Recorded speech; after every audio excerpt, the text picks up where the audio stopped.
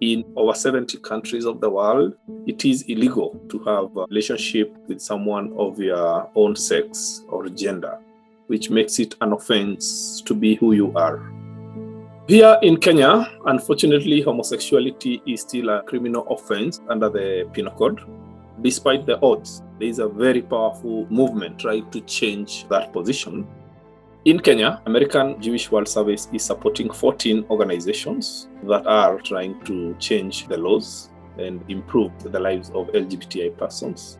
The partners that AJWS is supporting in Kenya are largely working to change the law, but they are also working to deal with stigma that has in many times brought violence to individuals. We realized that we need to deal with the root cause of the problem. So we now work on supporting norm change. Norm change is an approach that works to bring everyone on board in recognition and respect of basic rights and fundamental freedoms. We are trying to shift hearts and minds. We believe in this work. This was the largest sort of personal gift just out of my own funds that I've ever made, and I've not been disappointed.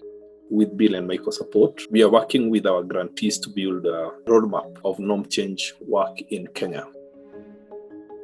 Esi Adhiambo is a very, very powerful, inspiring human rights defender.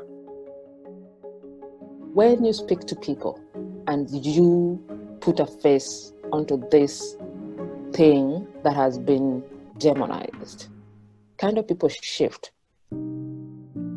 Bodabodas, motorcycle operators, a common way of transportation here in Kenya. They're very chaotic. They're used by politicians. Anybody who wants to cause chaos, just pay them around $2 and they will mobilize themselves and they will do what you want. They will steal, they will destroy, and then they move on to the next thing. So when the clergy called on them to attack this clinic that was frequented by gay men, I decided it's about time we started changing minds and hearts. We have the best constitution. Everybody has equal access to health. But these people don't know the constitution.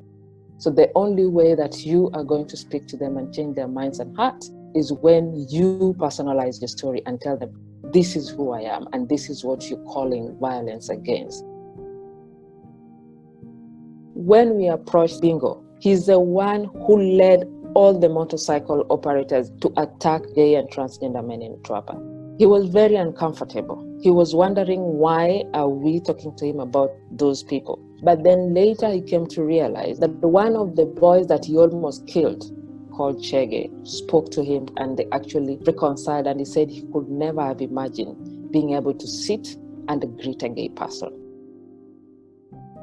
Changing one person at a time saves the life of the neighbors. After the training, Bingo called us that there's a gay boy who is going to be beaten by tomorrow. We send someone to go and evacuate him. So for me, that is how the networking happened.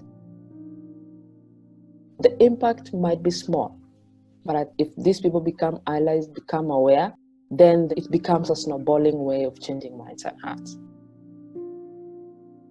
I hope you're impressed with the work that AJWS is supporting, in particular what ESSI is doing.